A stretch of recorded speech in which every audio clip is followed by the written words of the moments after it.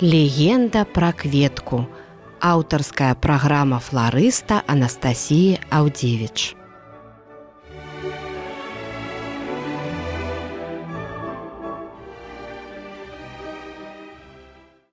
Вітаю вас, шановні, хвала Христу, з вами Радіо Марія, легенда про кветку і я, Анастасія Аўдзевіч.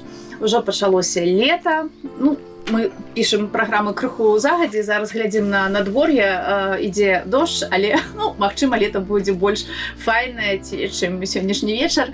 Вось, пачалося лето, пачаўся чэрвень, самы першы яго месяц, і пажадаю, каб гэтае лето было плённае, каб яно мела шмат уражанняў для вас, вельмі добрых, каб вы нічога не прапусцілі за гэты перыяд, за гэтых 3 месяца, і ўсе святы, ўсе фэсты, ўсе пілігрымкі, я кажу, закаты, рассветы, каб паспелі схадзіць і ў грыбы, пакупацца, на рыбалку і гэтак далей. Таму пажадаю плённага, добрага лета. І гэта па-першае. Ну а зараз галоўная гераіня, яна ў студыі. Гэтую кветку завуць Вероніка. Хтосьці кажа Вераніка, і так па-простаму, магчыма, гэта і не будзе вялікай такой памылкай, але батанічна гэтая кветка называецца Вероніка і сапраўды адпавядае жаночаму імя. І, дарэчы, цікавостка ў тым, што гэтую кветку назвалі ў гонар святой Веранікі. А як так адбылося, зараз будзем разбірацца. Легенд шмат, цікавостак таксама. Таму дазволю себе гэтую праграму пабудаваць, магчыма, менш батанічнай, больш легендарнай у двухкоссі, але спадзяюся, штосьці карыснае вы для сябе адкрыеце. Вось такая выдатная кветка, часам яе блытаюць з незабудкамі, але гэта не незабудка. Сёння яна ў студыі, але з-за таго, што дождж, яна не надта так раскрылася, але ўсё ж такі можна пабачыць гэтыя яе блакітныя вочкі. Вераніка квітнее ўжо пачынаючы дзесьці сярэдзіны мая, увесь чэрвень, нават часам і ліпень, ўсё залежыць ад надвор'я. Невялікія такія купіны, а часам і вялікія, разрастаецца і блакітнымі вочкамі нам усміхаецца. Але калі вы дзесьці ў даведніку будзеце шукаць, што ж такое Вераніка, канешне, першае гэта імя. Па-другое, вам напішуць, што гэта святая, а па-трэцяе, што гэта царыца, па-чацвёртае, што гэта сузор'е, толькі пятым, што гэта кветка. Часам нават пішуць трава. Вось, але давайте аба ўсім па парадку. І, канешне ж, прэмія тлумачыць я не буду, напэўна, тут усё зразумела, але чаму Вераніка і чаму святая? Што ж такая за святая, у гонар якой адзін з батанікаў назваў гэтую кветку Веронікай. Дык вось, святая Вераніка, і менавіта гэта імя вяртае нас на Галгофу. Мы ведаем, што ідучы на Галгофу, Езус спыняўся каля 14 разоў. 14 стадый крыжовага шляху. У Евангеліях ёсць успаміны пра 9, а астатнія жывуць у легендах і паданнях. І вось 6-й прыпынак Езуса, ён звязаны менавіта з Веранікай. Мы ведаем, што ён быў ужо вельмі збіты, змардаваны, ён падае, падымаецца, зноў падае, цяжкі шлях на гэту Галгофу. І вось 6-й прыпынак, калі жанчына выйшла з натоўпу і зняла, па адной такой версіі гэта была нейкая яе хустка, па другой у яе была там ледзь не загадзя загатаваная тканіна, гэтай легенды. І яна яму падаецца, ён ацірае свой твар ад крыві, ад бруду і пакідае ёй гэтую тканіну. І далей адбываецца цуд. На гэтай тканіне ёсць адбітак твараў самого Езуса. Так званы плат або вуаль, або велюм Веранікі. І пра гэта нам ўсё распавядае 6-я стацыя. Па-першае, здаецца, учынак самы просты, але калі звярнуць увагу галоўны герой гэтай падзеі, хто быў сам пан Езус, і які былі часы, то, канешне, учынак гэтай жанчыны, ён сапраўды гераічны. І, магчыма, назвалі яе, можа, нават і не Вераніка. Але вось так у нейкіх легендах, у нейкіх паданнях, у нейкіх успамінах засталося тое, што гэтую жанчыну звалі Вераніка. І, магчыма, ўсё ж было бы ўсё так проста. упаў ён, падала яна яму, ёсць гэты вось адбітак на твары, але нам пашчасціла, і час захаваў вось гэтую выяву Езуса на гэтай тканіне. Так званы вэлюм або плат Веранікі. Я дазволю сабе ўжываць і рускамоўны плат, бо, шчыра кажучы, мне гэта больш падабаецца. Плат Веранікі, ён больш так гучыць. Вось. І ў двух словах трэба ўсё ж такі крануць тэму плата святой Веранікі, бо калі б не гэты плат, напэўна, і не было б вось гэтай святой, не было б гэтай Веранікі. Гісторыя бы не захавала вось гэтую падзею. Увогуле, цікава так сталася, што гісторыя легенда падання адно, а вось плата маем два. Як так? Гэта нешта такое цудадзейнае. Па афіцыйных дадзеных, сапраўдны плат святой Веранікі знаходзіцца ў Ватыкане, у базыліцы святого Петра, у калоне святой Веранікі. Мне вельмі пашчасціла у прошлым юбілейным годзе, я наведвала Ватыкан, і мы бачылі гэту калону, бачылі гэты балкон, з якога толькі адзін раз на год вывешваецца гэты плат. Гэта вельмі велічна, гэта вельмі, ведаеце, неяк так нават тэатральна, я бы казала. Спампавала фатаграфіі, можна будзе пабачыць вы зараз, як выглядае гэтая Вераніка і ўвогуле гэтая калона. Дык вось менавіта ў гэтай калоне захоўваецца гэты плат. Ён належыць Ватыкану. Вось, і з 1628 года такая яўная дэманстрацыя яго забаронена. Яго паказваюць людзям толькі адзін раз на год, калі я нічога не блытаю, гэта 5-я нядзеля, 5-е воскресенье, пасля Пасхі, калі з велізарнага балкона, а гэта дзесьці вышыня 9-метровага дома, вось такога паверху, дастаюць гэты плат і яго проста вось так вот паказваюць. Дэманстрацыя такая ідзе, і ўсё, яго прыбіраюць. Ніякага дотыку, ні пакланення, ні з боку блізенька паглядзець, нічога такога няма. Вось, і цікава тое, што калі верыць, вось гэты вэлюм, тая гістарычная Вераніка захоўвала ўсё сваё жыццё. А далей яна з дапамогай гэтага вэлюма нават вылечыла рымскага імператара Тыберія, але пра гэта я кажу крыху пазней, бо ёсць легенда. І яна перадала вось гэты плат папе рымскаму, папе Клементію на захоўванне. Так, ён трапіў у Ватыкан, з цягам часу трапіў у сабор святога Петра ў Рыме, і вось ён там захоўваецца. Тое, што мы яго не бачым, мы ўсім, магчыма, можам знайсці дзесьці ў інтэрнэце яго фотаздымкі, як ён выглядае, але кажуць, што ён у двухкосці выцвіў. Аблічча яго амаль што знікла, і вось быццам яго няма. Я вельмі шукала, каб вось паказаць яго вам, як ён выглядае, але сапраўды тое, што можна знайсці, тыя выявы, яны не маюць нейкіх такіх канкрэтных рысаў. Вельмі цікавае было даследаванне, нават не даследаванне, а тое, што да яго не дапускае Ватыкан ніякіх светскіх асоб, але ў 2004 годзе ўсё ж такі адзін журналіст, Паул Баде, ён звярнуўся да кардынала, і той там, паспрачаўшыся, дазволіў яму агледзець гэты плат. І вось ён кажа, што сапраўды з цягам гадоў выява гэтага аблічча значна зблёкла. Яе амаль што не відаць. Магчыма, таму і не выстаўляюць. Гэта не кажа нам пра тое, што гэты плат не сапраўдны, гэта кажа нам пра тое, што, магчыма, быў доступ дотык такога кісларода, воздуху, так? І гэты плат, гэтая тканіна пайшла руйнавацца. Вось, гэта першае такое сведчанне. Ёсць яшчэ, конечно, одно меркаванне, я яго агучу, але гэта толькі меркаванне, што сапраўдны плат быў скрадзены. Вось, да. І Ватыкан, ён нібыта зараз мае некую копію. Да яшчэ і няўдалую, канешне, вы зразумелі. Вось. Калі мы кажам пра плат, усё ж такі той плат, які меў Ватыкан, ён быў, канешне же, спраўдзівы, сучасны.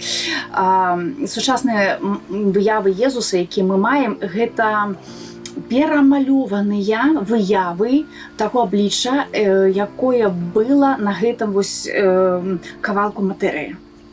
То бок, усе іконы, якія мы маем аблічча Езуса, пачынаючы ўжо з сярэднявечча, яны, гэты Езус, ён набыў тыя рысы, якія былі менавіта на плаце святой Веранікі. І шмат ікон, выяў, увогуле ілюстрацый непасрэдна у эпоху сярэднявечча мае гэтая тэма святая Вераніка і плат Езуса. І, канешне же, прыкладна ў гэты час ужо усталёўваецца 6-я стацыя крыжовага шляху, якую мы бачым у кожным нашым касцёле. Але, як я казала, яшчэ адзін плат ёсць. І ён знаходзіцца у Італіі, у невялічкім такім манастыры. І манастыром гэтым апякуюцца капуцыны, калі я нічога не блытаю. І непасрэдна гэту выяву, гэты плат, яго называюць не платам нават, а кажуць твар з манапела. А што ж там? Ёсць таксама версія, я яе агучу, але я не кажу, што гэта, даражэнькія моя, праўда. Але магчыма, што калісьці з Ватыкана сапраўдны гэты плат быў скрадзены, там зараз знаходзіцца копія, а сапраўдны гэты плат, ён трапіў менавіта у Манапелла. Цікавостка ў тым, што калі там з'яўляецца гэты плат, у Ватыкан траціць той сапраўдны. Там былі такія гістарычныя падзеі, што гэта сапраўды магчыма.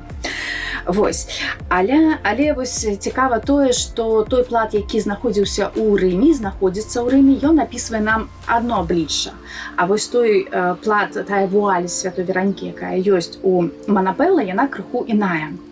Твар крыху іншы і няма цярновага вянца.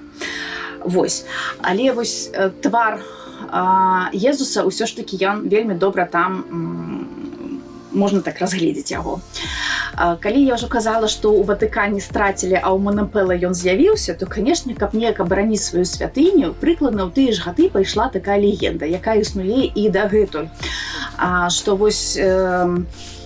гэтую тканіну з гэтым адбіткам твара прынёс ім анёл. Нават нерэальны чалавек. Няма чалавеку, няма ніякіх. Гэта быў анёл. І ўсё кажуць і святары, і манахі, і жыхары самого гэтага мястэчка. Цікава тое, што шмат сведчанняў, што гэты вобраз сапраўдны. Так ці інакш, але ён цудатворны. Усё, што намоленае, напэўна, усё яно мае некую такую сілу. Але я чалавек навукі, канешне, пачала шукаць нейкія навуковыя даследаванні менавіта гэтай выявы. Дык пра сапраўднасць манастырскага абраза сведчыць, на хвіліначку, нямецкі святар-езуіт, выкладчык мастацтва Грыгарыянскага універсітэта ў Рыме Франк Генрых Фейфер. І ён, вывучаючы гэты вэлюм, ён кажа, што ён сапраўдны. Ён не намаляваны. Там няма ніякіх там гэтых рысаў, што гэта фарбай малявалі, ці штосьці такога. Нават у тыя часы не існавала такога пэнзліка, каб гэта ўсё намаляваць. Гэта далей. Але гэта больш такія словы. Тое, што мяне вельмі уразіла, гэта невялікі памер тканіны, 10-17 на 23 сантыметра. І я ўжо так вельмі глыбока цікавілася. Увогуле, у пахаванні древніх гэтых старажытных абрэяў існаваў такі абрад, каб тыя, хто хаваюць чалавека, лягчэй перажылі яго пахаванне і хутчэй прынялі яго смерць, твар закрываўся.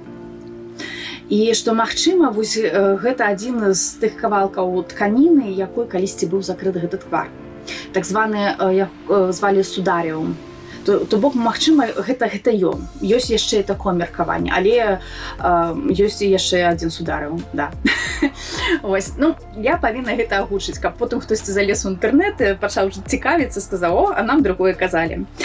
Але вярнуся ўсё ж такі да навуковага даследавання. Не буду ўжо тут казаць усялякія там факты ды доказы, але распавяду тое, што мне вельмі захапіла. Нават зачытаю гэтыя радкі. Бо гэта менавіта з гэтай навуковай працы. Тканіна, памер, я вам ужо казала, невялікая, 17 на 23 сантыметра. Тканіна амаль празрыстая, чырванавата-карычневага колеру. На ёй адлюстраваны твар барадатага мужчыны. Ніякіх слядоў фарбы на ёй няма. У залежнасці ад нахілу промняў сонца твар то знікае, то з'яўляецца, што ў сярэднія стагоддзі само па сабе ўжо магло лічыцца цудам і таму прыцягвала ўвагу. Да? Але далей. Рэліквія ўзрушае назіральніка сваімі ўласцівасцямі. Яна ўяўляе сабой сумесь дыапазітыва і галаграмы чалавека міжземнаморскай знешнасці з разбітым тварам і зламаным носам. Такія дэталі, як тонкая барада і выскубленыя бровы, выглядаюць амаль як на фатаграфіі. Нават нагадваюць негатыў. Пры цьмяным асвятленнем малюнак губляе колер, адбіткі становяцца цямнейшымі і рысы твару Хрыста выглядаюць такімі, як у нябожчыка. Але калі павярнуць выяву супраць дзённага свету, яна знікае. А калі за ёй назіраеш збоку алтара, выраз вачэй на твары Езуса мяняецца, і ён глядзіць быццам у бок. То бок ён назірае. Атрымоўваецца, што так?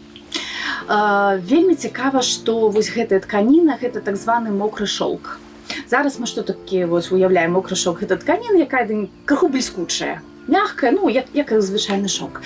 А тады мокры шоўк ці марскі шоўк, як яго звалі, гэта была асобная тканіна ў вагуле, яна вылучалася са складу іншых. Яна каштавала значна даражэй золата, значна, і таму, што яна не расліннага паходжання.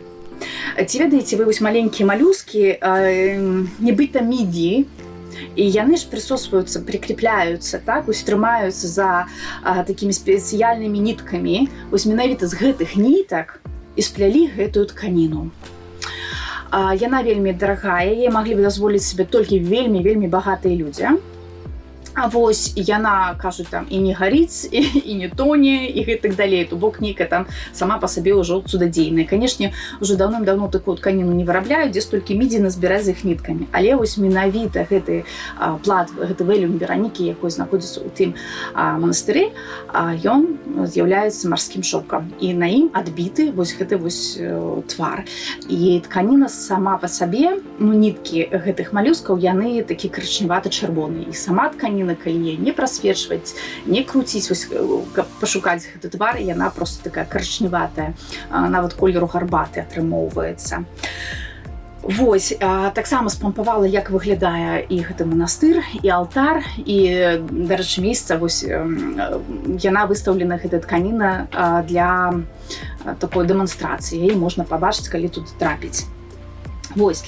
І менавіта вось пра гэты вэлюм я распавяла вельмі так падрабязна, бо дзякуючы гэтай тканіне мы набылі святую Вераніку. Я лічу, што так. Не з таго, што спачатку яна была святая, а потым вось так атрымалася. Усё ж такі вэлюм зрабіў яе святой. Яе вось такі вельмі прыгожы ўчынак, міласэрны ўчынак падысці да асуджанага, бо яна таксама трапляла пад увагу улад, калі падыходзіла да яго. І пра гэта ў Новым Запавеце няма ні адной згадкі. Гэта ўсё жыве ў легендах і паданнях. Ёсць яшчэ шмат усялякіх паданняў, легенд пра гэтую жанчыну. Самыя такія найбольш яскравыя, ўсё ж такі мы кажам пра святую, гонар якой назвалі гэтую кветку. Я хуценька так прабягуся. Кажуць, што яна была сваячкай Ірада. І вельмі даже мілай Іраду. Але вось хварэла на некую хваробу такую, да, якая была звязана з крывёю. Нібыта тут крывацёкі, то ўвагуле дакладна невядома, але вось штосьці было звязана з крывёю. І па адным меркаванні яна дакранулася там дзесьці да Езуса і атрымала ацаленне, а па другім меркаванні, вось менавіта атрымаўшы гэты плат, гэты вэлюм з адбіткам, яна стала здаровай. Вось, вельмі рэальных падрабязнасцей яе жыцця, канешне, няма. Мы гэта ўсё ведаем з нейкіх такіх вось цікавостак. Нават кажуць, адно з паданняў распавядае, што яе муж быў з Закхеі, да астатку жыцця яны разам вандравалі і абвяшчалі слова Хрыста і гэтак далей. Вось, і ўсё гэта было вельмі так цікава. Нават кажуць, это уже больше кветкі датычыцца, ёсць такая легенда, што атрымаўшы збаўлення ўжо пасля ўкрыжавання Езуса, яна каля свайго дома паставіла статую з медзі, не ведаю, чаму менавіта з медзі, але вось легенда распавядае так, у поўны рост, і вось усе прыходзілі, пакланяліся Езусу. Ну, конечно, гэта легенда, ў тыя часы такога не магло проста быць наўпрост. І што пад нагамі гэтай статуі пачалі расці менавіта вось гэтыя блакітныя кветкі, і людзі, каб атрымаць нейкае цаленне, благаслаўленне, дабраслаўленне, яны рвалі гэтыя кветкі, і так Вераніка раз'ехалася па ўсім свеце. А забягаючы крыху наперад, яна жыве амаль што на ўсіх кантынентах. Ну, больш пераважна там, дзе халодна. Ну, то бок нам пашанцавала. Амаль што да Антарктыкі сустракаецца гэтая кветка. Яшчэ адна Вераніка, яшчэ адна легенда кажа нам пра тое, што вось імператар Тыберый, ён вылечыў сваю хваробу тым, што таксама абцёр свой твар гэтым платам. Так атрымалася, што вось гэтая Вераніка, гэта была яго няня. І так ён не любіў і падараваў ей адзін тварэц, і другі, трэці, і потым нехта разлаваўся на яе і кажа: вось ты моя карміцелька, ты моя няня, а любіш мяне толькі за грошы. А яна забралася і ушла. І пайшла, дайшла да Езуса, атрымала плат, і з ім жыла ўсё жыццё. Імператар потым неяк так Тыберый гэты адумаўся, думаю, ну гэта ж усё ж такі няня, карміцелка. Пашоў да яе, кажа: ну прабач, я вось неяк так захварэў. Яна яму дае плат, ён аціраецца, і вось атрымоўвае такое ацаленне. Ёсць і такая легенда. Вось, і, канешне же, найбольш такую папулярнасць, як я ўжо казала крыху раней, атрымала святая Вераніка непасрэдна ў сярэднявечча. І трэба пачатак нават такі можа знайсці. Італьянскі жывапісец Лоренцо Коста, ён адзін з самых першых намаляваў святую Вераніку, якая трымае ў руках тканіну, на якой мы бачым твар Езуса. І вось гэты твар Езуса на гэтай тканіне, гэта ўжо такі нібыта прататып будучых выяў Езуса. Непасрэдна яго твара, і вось спас нерукатворны, які мы ведаем у праваслаўнай царкве, гэта менавіта вось кавалак абраза, які намаляваў Лоренцо Коста. І, канешне ж, манахі-францысканцы ў гэтай сярэднія стагоддзі вельмі захапляліся гэтай легендай і яе папулярызавалі. То бок, кожны паважаючы сабе манастыр, або царква, або касцёл абавязкова павінны былі мець выяву святой Веранікі, якая трымае ў руцэ гэты плат. Таму і сучасны каталіцкі касцёл мае святую Вераніку, і, канешне же, праваслаўная царква. Мы, каталікі, шануем 4 лютага, нашыя браты праваслаўныя 12 ліпеня. Вось мы шануем святую Вераніку. Але святая Вераніка кім апікаецца? Усім тым, хто мае дачыненне да фатаграфіі, да відэа, да СМІ. Так, вось, і яна з'яўляецца заступнікам усіх тых, хто вось мае такое дачыненне да таго, каб набыць адбітак чалавека.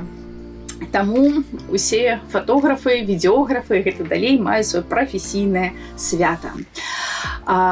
Як я ўжо казала пра імя, я тлумачыць значна многа не хачу, але ўсё ж такі. Глядзіце, Вераніка, гэта складаецца ад двух лацінскіх слоў. Вера – гэта лацінскае слова, якое азначае праўдзівы, а ікан – гэта образ. То бок Вераніка, калі перакласці гэтыя два словы, атрымоўваецца праўдзівы вобраз.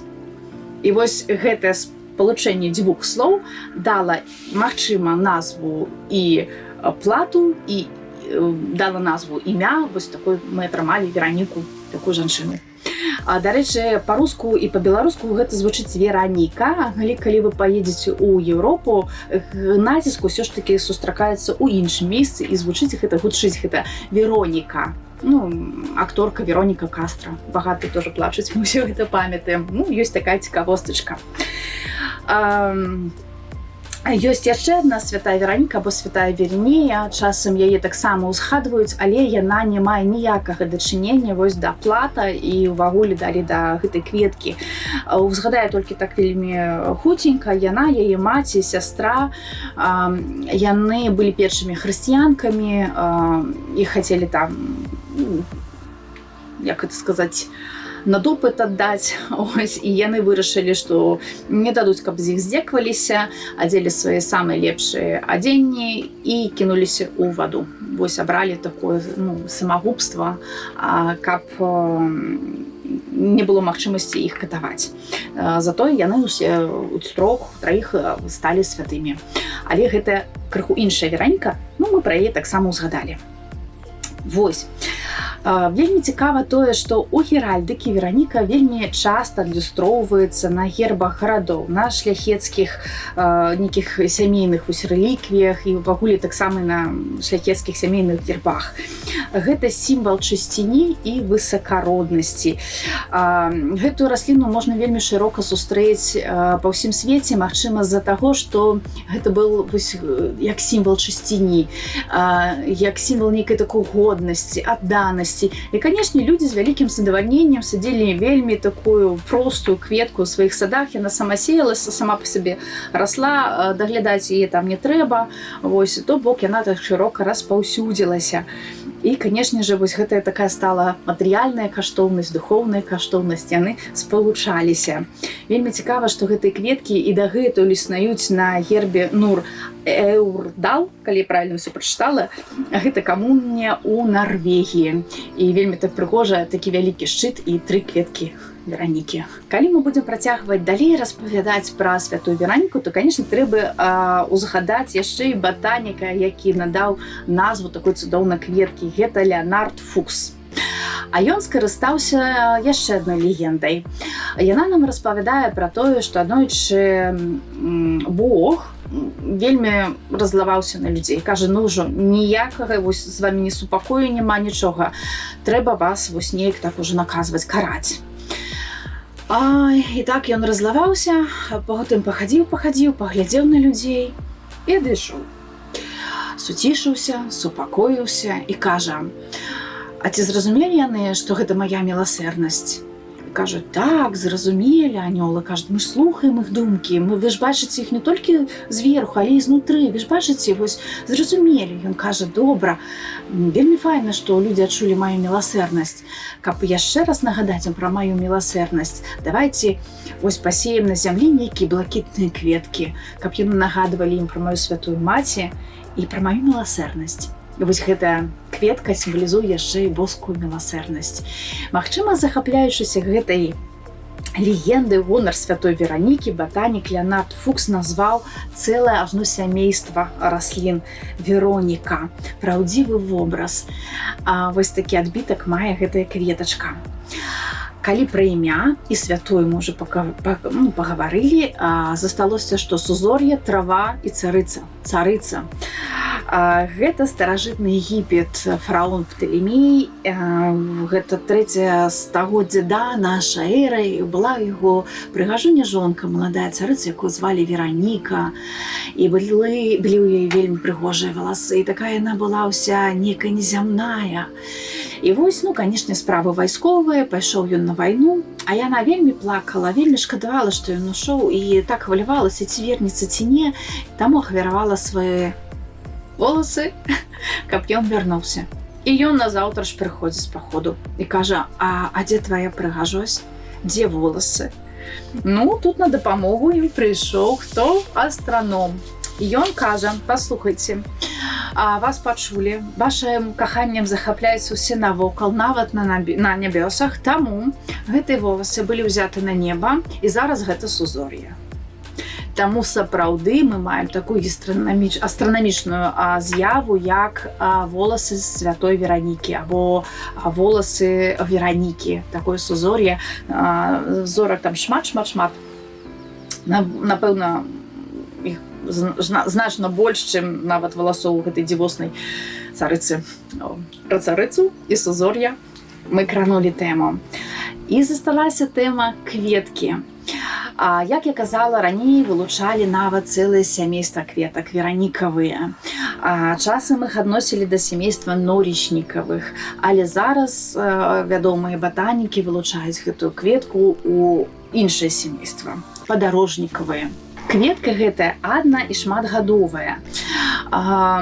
У яе такі корань, які сцелецца па зямлі. І таму, калі часам мы штосьці вырываем, мы тым самым дзякуем ёй і дазваляем рассяляцца далей. Як я ўжо казала, жыве яна пераважна ў халодных і ўмераных абласцях Еўразіі, уключаючы нават высакагор'і і, канешне же, Арктыку. І гэтая расліна, гэта кветка вельмі шырока распаўсюджана ў Беларусі. У Беларусі расце каля 20 відаў дзікарослай веранікі. Гэта і шматгадовыя, і аднагадовыя расліны, так? Вось сустракаюцца яны, канешне, дзе? У лясах, на лугах, на ўзлесках, на нейкіх берагах, каля вады, пустазеллі, ну і, канешне, паркі ды сады.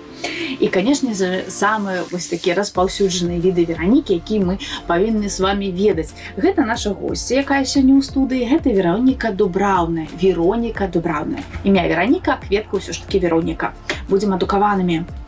Дык вось, Вероніка Дубраўная. Дзе шукаць? Гэта самы часты госць у нашых беларускіх светлых лясах, каля дарог, на ўзлесках, на палянах. І, канешне же, ёй вельмі падабаюцца гарадскія паркі, дзе сёння мы з ёй сустрэліся, дарэчы.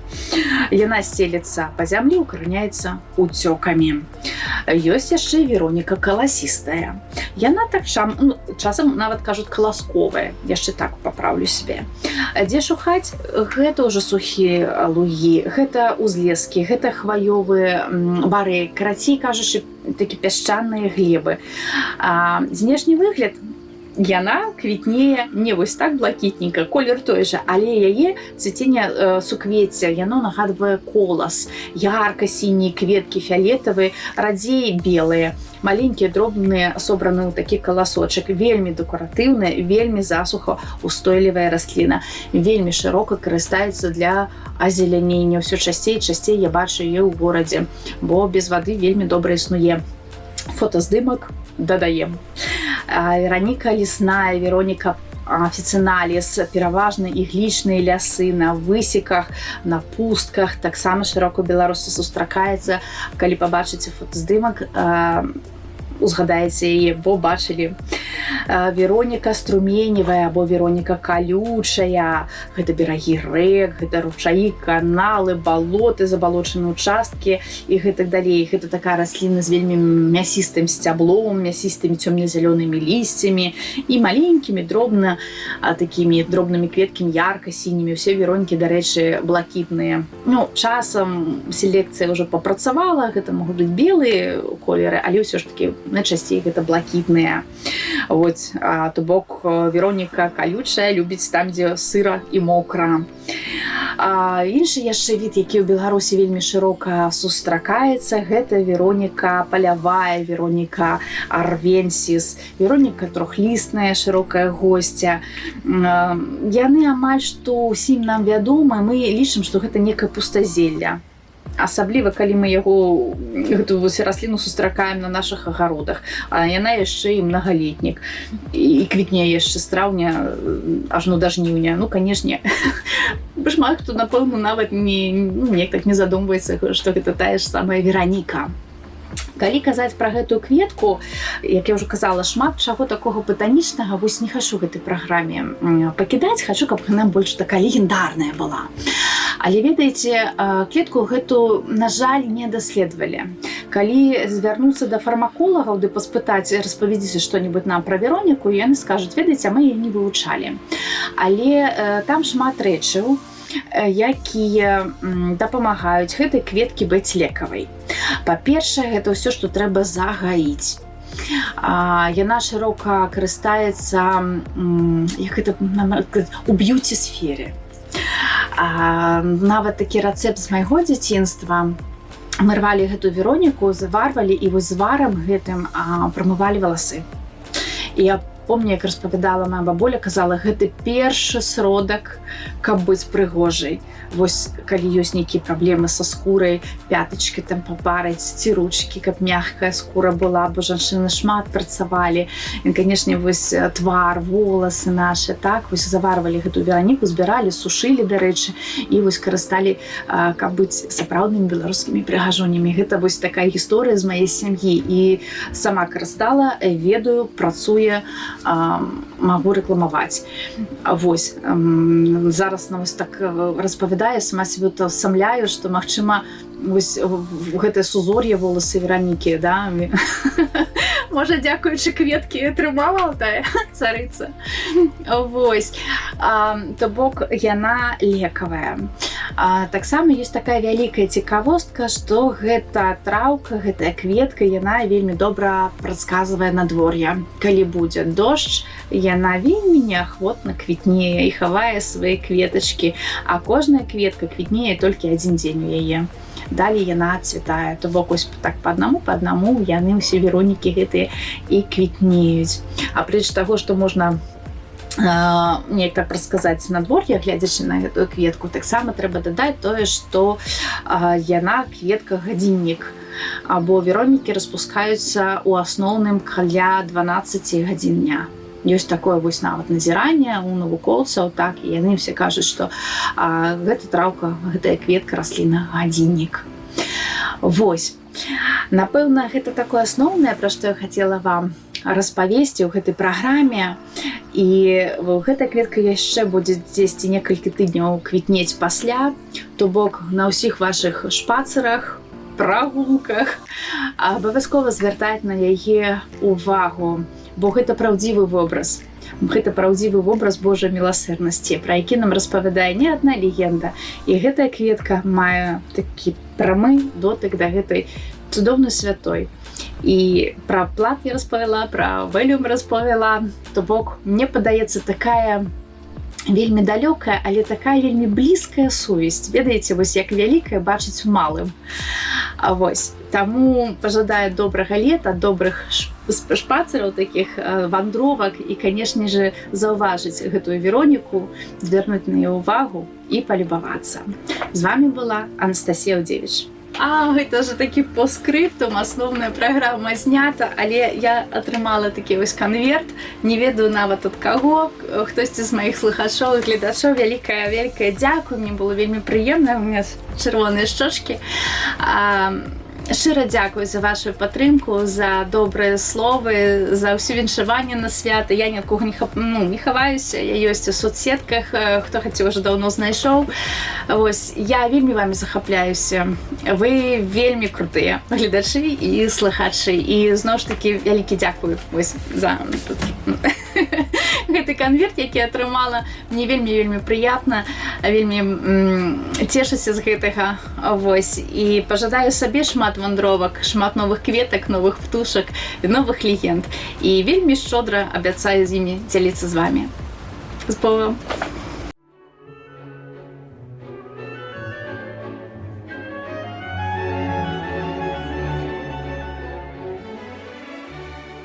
Легенда пра кветку. Аўтарская праграма фларыста Анастасіі Аўдзевіч.